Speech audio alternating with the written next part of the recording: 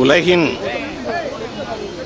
தலைசிறந்த நாடுகள் வரிசையிலே முதல்நிலைக்கு முந்திக் கொண்டிருக்கின்ற இந்திய திருநாட்டினுடைய வளர்ச்சியை கெடுக்க வேண்டும். உலகத்தினுடைய தலைசிறந்த தலைவர்களில் ஒருவராக உருவாகி இருக்கின்ற பிரதமர் நரேந்திர மோடியினுடைய ஆளுமைக்கு களங்கம் உண்டாக்க வேண்டும் என்கின்ற நோக்கத்தோடு கூட பாகிஸ்தானத்தைச் சேர்ந்த பயங்கரவாதிகளுடைய துணையோடு பஹல்காம் பகுதியிலே மிகப்பெரிய தாக்குதலை முஸ்லிம் பயங்கரவாதிகள் செய்திருக்கின்றார்கள். அந்த பயங்கரவாதிகள் மீது கடும் நடவடிக்கை எடுக்கப்பட வேண்டும். ஒன்றும் அறியாத அப்பாவி மக்கள், சுற்றுலா சென்றவர்கள் 26 பேர் கொல்லப்பட்டிருக்கின்றார்கள். கொல்லப்பட்ட அந்த 26 உயிர்களுக்கும் ஒரு நிம்மதியை கொடுக்க வேண்டும், இந்திய மக்களுக்கு ஒரு நம்பிக்கையை கொடுக்க வேண்டும் என்கின்ற நோக்கத்தோடு பயங்கரவாதிகளை ஒடுக்கும் முயற்சியிலே பிரதமர் நரேந்திர மோடியுடைய அரசாங்கம் செயல்பட்டு கொண்டிருக்கின்றது. பயங்கரவாதிகள் தமிழகத்தில் இருந்து இலங்கைக்கு தப்பி சென்றதாக ஒரு செய்தி தொடர்ந்து 2-3 நாட்களாக வந்து கொண்டிருக்கின்றது. அவர்கள் இலங்கைக்குத்தான் சென்றார்களா அல்லது தமிழகம்தான் தங்களுக்கு பாதுகாப்பான இடம் என்று சொல்லி அந்த பயங்கரவாதிகள் இங்கேயே தங்கியிருக்கின்றார்களா? பங்களாதேசத்தில் இருந்து ஆயிரக்கணக்கான பங்களாதேசிகள் தமிழகத்திலே கூலி வேலை செய்வதற்கு என்று சொல்லி வந்திருக்கின்றார்கள்.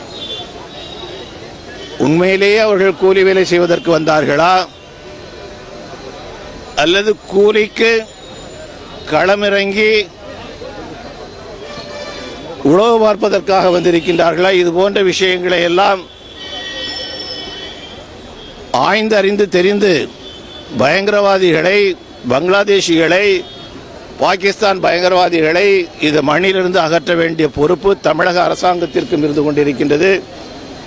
ஆகவே பிரதமர் நரேந்திர மோடி அவர்கள் நாட்டை காப்பதற்கு, மக்களை காப்பதற்கு எடுக்கக்கூடிய அனைத்து முயற்சிகளிலும் 8 கோடி தமிழர்களும் ஒன்று சேர்ந்து நிற்கின்றோம் என்கின்ற ஒரு செய்தியை, ஒரு நம்பிக்கையை அவருக்கு கொடுக்க வேண்டும் என்பதற்காக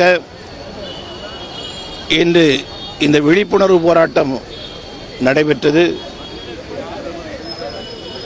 இதில் கலந்து கொண்ட அத்தனை பேருக்கும் என்னுடைய வாழ்த்துக்களையும் பாராட்டுகளையும் தெரிவித்துக் கொள்கிறேன்.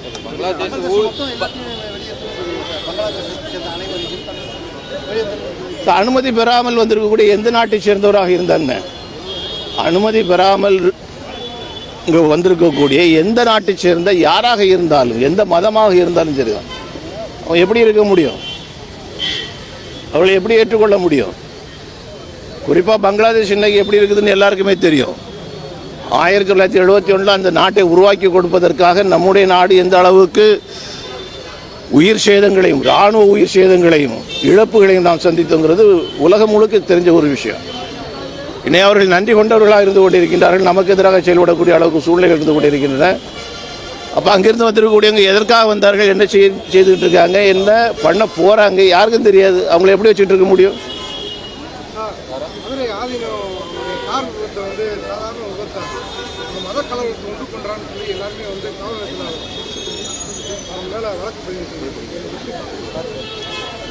வணக்கத்திற்குரிய மதுரை ஆதீனம் அவர்கள், சுவாமிஜி அவர்கள், அவர் நேர சம்பவத்தில் இருந்தவர், சம்பவத்தை அறிந்தவர், தெரிந்தவர். அவர் சொல்லக்கூடிய விஷயத்தை சாதாரணமாக எடுத்துக்கொள்ளக்கூடாது. அதில் அதிக கவனம் கொடுத்து அரசு நடவடிக்கை எடுக்க வேண்டும் என்று நான் கேட்டுக்கொள்கிறேன்.